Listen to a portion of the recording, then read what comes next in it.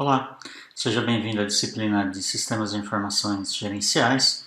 Eu sou o professor José Roberto e essa unidade se refere a uma introdução aos sistemas integrados de gestão empresarial.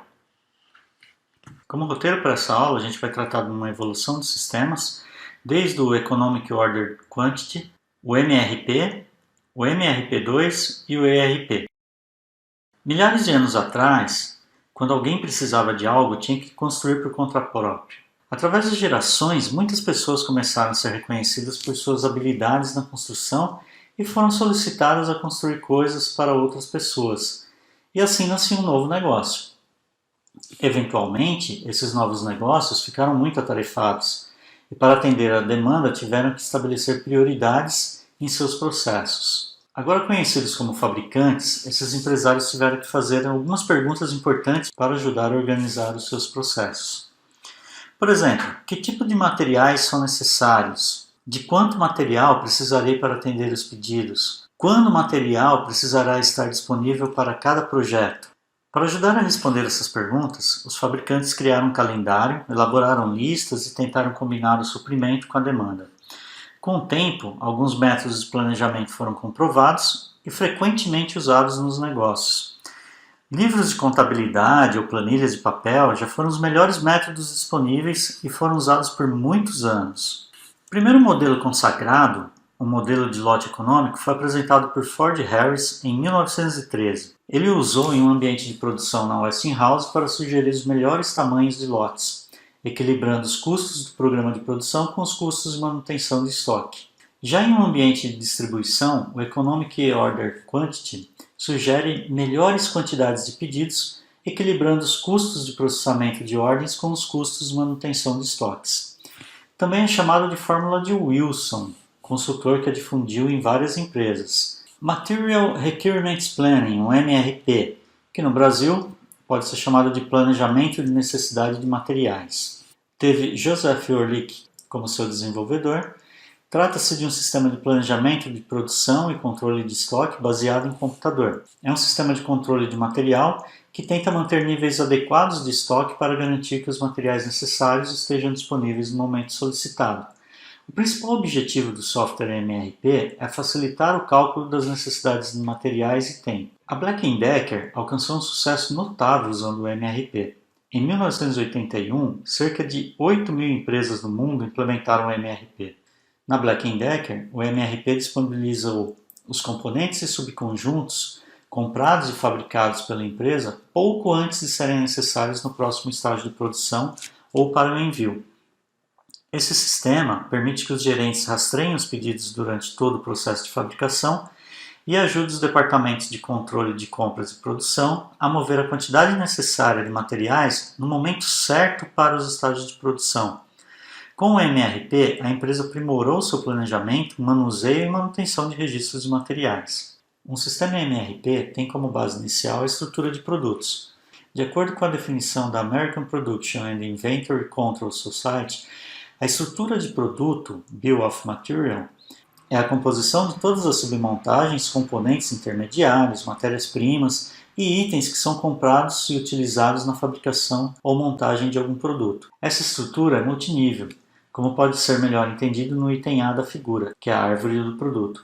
Perceba que A é composto por B e C, que B é composto por D e E que G é composto por H. A mesma coisa vai acontecer do lado direito, né? O item C é composto por F e D, F é composto por I e J, D é composto por G e H. Só que aqui não dizem que quantidades, né? Mas aqui na matriz de incidência a gente consegue visualizar, né? Então, o item A é composto por uma unidade de B e duas de C. O item B é composto por uma unidade de D e uma unidade de E. O item C é composto por duas unidades de D e 4 de F. E assim por diante para os demais produtos, né? Então, olhando nessa árvore, eu sei qual produto compõe qual. E também dá para se visualizar em forma de grafo, embora essa representação aqui pudesse ser dispensável para o entendimento dessa lista de materiais, mas para o pessoal da computação, muitos dos problemas são implementados dessa maneira, em forma de grafo. Fluxo dos dados no MRP.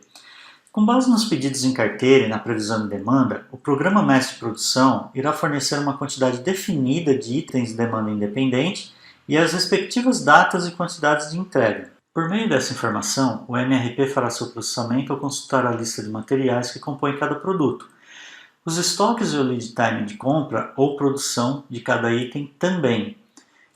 Os gerentes que usam a MRP podem calcular os requisitos de cada peça ou submontagem semana a semana e identificar antecipadamente possíveis atrasos ou faltas. Técnicas como IOQ e lote por lote podem ser empregadas no cálculo. As saídas do MRP serão ordens de compra, plano de materiais e ordem de serviços. Dessa forma, o MRP, como um sistema de informações, terá entrada, processamento e saída. Os computadores ajudaram no planejamento da demanda e adicionaram ferramentas importantes como planilhas eletrônicas. Nos primeiros dias da computação, os computadores eram de propriedade de universidades, agências governamentais e empresas muito grandes. Esses computadores eram conhecidos como computadores mainframe. Os computadores mainframe eram muito grandes e ocupavam paredes inteiras dentro de uma sala. As empresas que precisavam realizar trabalhos de computação acabavam precisando comprar um tempo de computador de alguém que já tivesse um computador. E esse tempo de computador era muito caro. Nesse início, era comum então rodar o MRP apenas uma vez por semana. Os resultados do MRP estavam geralmente disponíveis por meio de relatórios impressos e não por uma tela. Os programas imprimiam milhares de páginas de relatórios em papel para que os planejadores pudessem tomar decisões sobre quais peças comprar ou quais trabalhos abrir para a produção. Os planejadores preenchiam as solicitações de compra em papel e as entregavam em mãos ao departamento de compras, onde os pedidos eram criados e combinados com outros documentos. Depois de concluído, um programa de produção era criado para fabricar as peças. Era necessário atualizar os dados para registrar que o processo de planejamento fora concluído até antes que a próxima execução do MRP fosse agendada. Senão ia ter uma desatualização dos estoques entre rodar uma instância do MRP e outra. Imagine se os dados de estoques estivessem desatualizados. E como você imagina que eram os bancos de dados naquela época? Os gerenciadores de dados eram muito simples e facilmente os arquivos apresentavam problemas. Atualmente, os mainframes possuem hardware robusto e softwares gerenciadores bastante funcionais e seguros. A capacidade de processamento é de milhares de vezes superior aos mainframes da década de 60. Aliás, o poder de processamento de alguns smartphones atuais já é equivalente ou superior a de um mainframe daquela década. Na década de 80, as empresas tinham à disposição computadores com maior capacidade de processamento de dados, o que viabilizava que os sistemas EMRP tivessem mais funcionalidades implementadas. Então, ainda nessa década de 80, o MRP de Joe Orlick evoluiu para o planejamento de recursos de manufatura de Oliver White, o Manufacturing Resource Planning, ou MRP2. Embora a sigla MRP seja a mesma, o significado delas são diferentes. O MRP2 já permitia que as empresas avaliassem quais implicações da demanda futura ocorreriam nas áreas, por exemplo, financeira, de engenharia, de marketing, compras, e de RH. Infelizmente, Oliver faleceu apenas um ano após publicar o seu livro. Em 1989, o MRP2 apresentava cerca de um terço da indústria de software americana, o que era equivalente a aproximadamente 1,2 bilhões de dólares. A incorporação de outras áreas funcionais permite que todas as áreas da empresa se concentrem em um conjunto comum de metas. A ideia então no MRP2 era que a incorporação de outras áreas funcionais permitisse que todas as áreas da empresa se concentrassem em um único conjunto de metas. Esse sistema também fornece um meio para gerar uma variedade de relatórios que vão ajudar os gerentes em várias funções, vão ajudar a monitorar o processo e fazer os ajustes necessários à medida que o trabalho avança. Quando o setor financeiro sabe quais itens serão comprados e quando os produtos serão entregues, ele pode então projetar com precisão os fluxos de caixa da empresa. O RH pode projetar requisitos de contratação ou demissão, enquanto o departamento de marketing pode acompanhar as alterações atualizadas nos prazos de entrega. Outro recurso importante é a possibilidade de realizar análises de sensibilidade ou avaliar cenários possíveis, simulando o impacto de uma determinada decisão em toda a organização. Então, um resumo de características importantes a estarem presentes no MRP1. Pedidos em carteira e previsão de demanda, política de estoques mínimos e máximos, plano mestre de produção, dimensionamento de lotes de compra ou produção, que é o lote por lote ou econômico, inventário de matérias-primas, semi-acabados e produtos, estrutura de produtos acabados e semi-acabados, ordem de produção e solicitações de compra. Como resumo das características do MRP2, itens importantes lá são a tabela de recursos disponíveis para produção, máquinas, mão de obra, linhas, e células de produção, o que é que está disponível, calendário de disponibilidade de cada um desses recursos, recursos alternativos que poderiam ser explorados e aproveitados, roteiros de produção com prazos e métodos para cada etapa de produção, o lead time de produção de cada item fabricado, carga máquina, que é a capacidade produtiva, e sequenciamento de ordens de produção dentro dos recursos disponíveis, o scheduling, a programação. Agora entrando em ERPs, eles são conhecidos no Brasil como sistemas integrados de gestão empresarial. Então, Enterprise Resource Planning, traduzido de forma literal, significa planejamento de recursos empresariais. Eles utilizam uma visão do processo empresarial da organização como um todo para integrar o planejamento, o gerenciamento e o uso de todos os recursos da organização ao empregar uma plataforma de software e de banco de dados comuns. O ERP é um sistema de gestão que permite fácil acesso, integrado e confiável aos dados de uma empresa. A integração proporcionada aumenta a eficácia e facilita a comunicação entre os setores.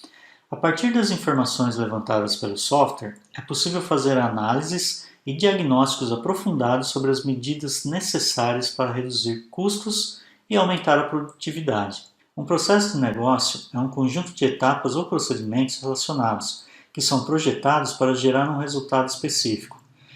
Os processos de negócio podem estar inteiramente dentro de uma área funcional, como a aprovação de um pedido de cartão de crédito ou a contratação de um novo funcionário, e podem também abranger diversas áreas funcionais, como por exemplo o atendimento a um pedido grande de um novo cliente, que envolverá não só a produção, mas também finanças, contabilidade, vendas e recursos humanos. Algumas características estão no ERP. A modularidade dos sistemas ERP viabilizou sua adoção em muitas empresas que não pretendiam de imediato adotar uma solução completa. As empresas adquiriam apenas os módulos mais urgentes, o que significava um investimento inicial mais modesto, maior facilidade de convencer os funcionários a usarem e menos problemas de trocas de sistemas. No Brasil, é comum as empresas adotarem os ERPs para fins fiscais, automatizando várias funções em vários setores.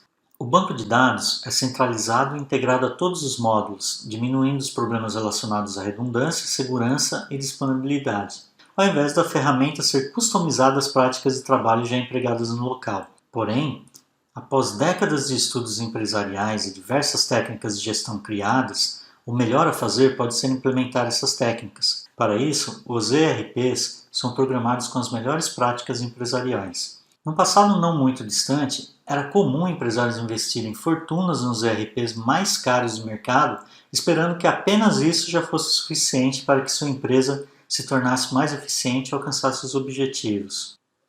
Sabe-se que isso não é verdade. Muitas empresas acabaram tendo vários problemas por investirem quantidades muito significativas de dinheiro em uma ferramenta que mais tarde não serviu para os propósitos da empresa. Esses sistemas foram implantados originalmente para facilitar os processos de negócio de manufatura, como gerenciamento de matérias-primas, controle de estoque, entrada de pedido e distribuição.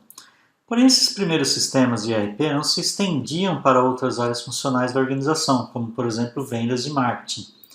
Eles também não incluíam quaisquer capacidades de gestão do relacionamento com o cliente, o que hoje a gente conhece pela sigla CRM, que permitem às organizações capturar informações específicas do cliente. Além disso, eles sequer ofereciam atendimento ao cliente ou preenchimento de pedidos pela web. Nessa tela, a gente pode ter uma ideia do quanto o ERP evoluiu ao longo das décadas. Então, nos anos 90, um software de ERP ele fazia o planejamento de materiais, cuidava da entrada de pedidos, providenciava a distribuição, tinha um livro-razão, facilitava a contabilidade e fazia um controle de chão de fábrica. No ERP estendido, já havia uma programação, prognóstico, planejamento de capacidade, incluiu-se e-commerce, armazenamento e logística.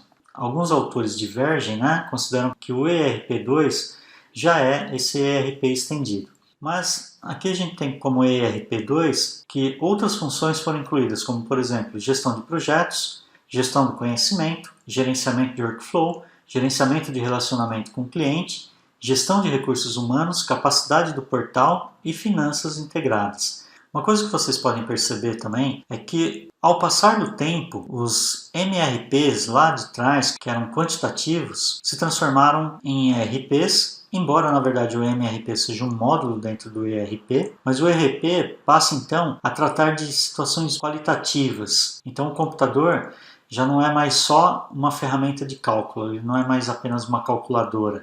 Ele já incluiu funções muito importantes aqui que vão considerar aspectos humanos. Em um comparativo de funcionalidades, a gente pode perceber que o MRP ele tinha pouca funcionalidade, né? Por isso ele se tornou então um módulo dos ERPs. O MRP2 era um intermediário, né? Um momento de transformação do MRP para ERP. E aqui uma linha do tempo na evolução até se chegar nos ERPs. A gente tem, a partir dos anos de 2010, a implementação de sistemas livres e também sob demanda.